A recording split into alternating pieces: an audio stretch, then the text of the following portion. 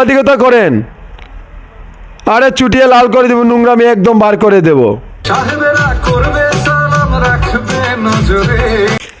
হলুদ সাংবাদিক যারা রয়েছে বা কিছু ইউটিউবার রয়েছে ইন্ডিয়াতে, তারাই কিন্তু খারাপ রিভিউ দিচ্ছে শাকিব খানের তুফান সিনেমাটি।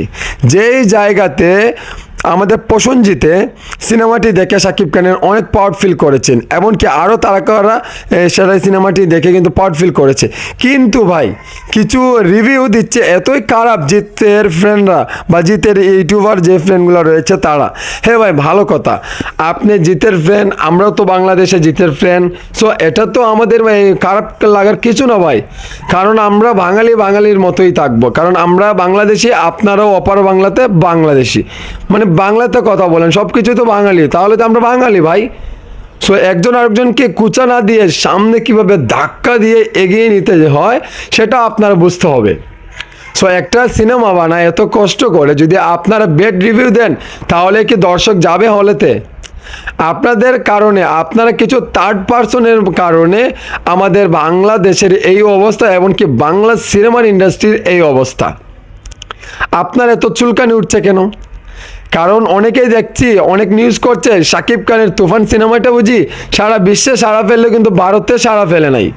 আরে ভাই, আপনারা বলছেন শাকিব খানের এই তুফান সিনেমাটি 10 লাখ টাকার উপরে কিন্তু যায় নাই ইন্ডিয়াতে।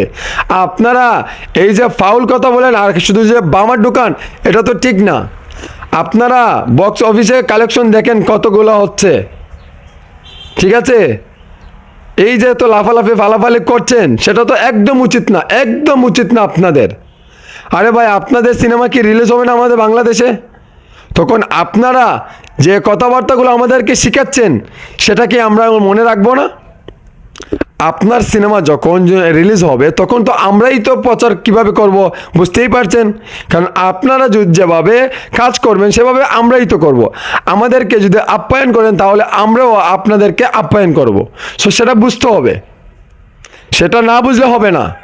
কথাবার্তা বলছি না, অনেক দিন ধরে অসুস্থ ছিলাম, মনে করছেন চুপ থাকবো। আরে ভাই না, আমরা বাংলাদেশে শাকিব খানের ফ্যান, শাকিব খানের, সেটা বুঝতে হবে আপনাদেরকে।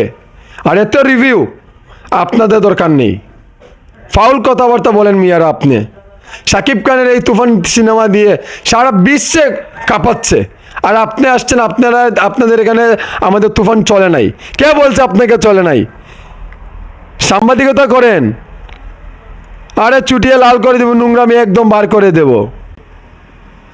সো বন্ধুরা, আপনাদের কাছে ভিডিওটি এরকম উপস্থাপনা করার কারণ আছে, কারণ আপনারা জানেন 5 তারিখে শাকিব খানের তুফান সিনেমাটি রিলিজ হয়েছে ইন্ডিয়াতে ব্যাপকভাবে সাড়া ফেলেছে এই তুফান সিনেমার প্রশংসা অনেকেই করছে তারকারা।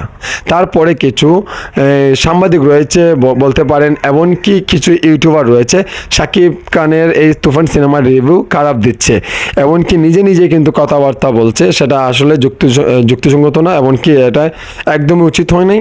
এমনকি যে শাকিব খানের তুফান সিনেমাটি দেখে হলিউডের অনেক তারকারা কিন্তু প্রশংসা করছে।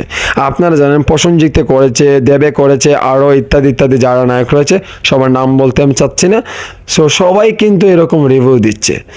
সো এত ভালো সিনেমাটিকে কীভাবে ওনারা এরকম ব্যাড রিভিউ দিচ্ছে? আপনাদের কাছে ভিডিওটি কেমন লাগছে, এবং কি ইন্ডিয়ার এই যে কিছু ইউটিউবার এবং সাংবাদিকের বিষয়ে আপনাদের কেমন মতামত রয়েছে আপনারা বলে যাবেন। সো ভালো থাকেন, সুস্থ থাকেন, আল্লাহ হাফিজ, আসসালামু আলাইকুম।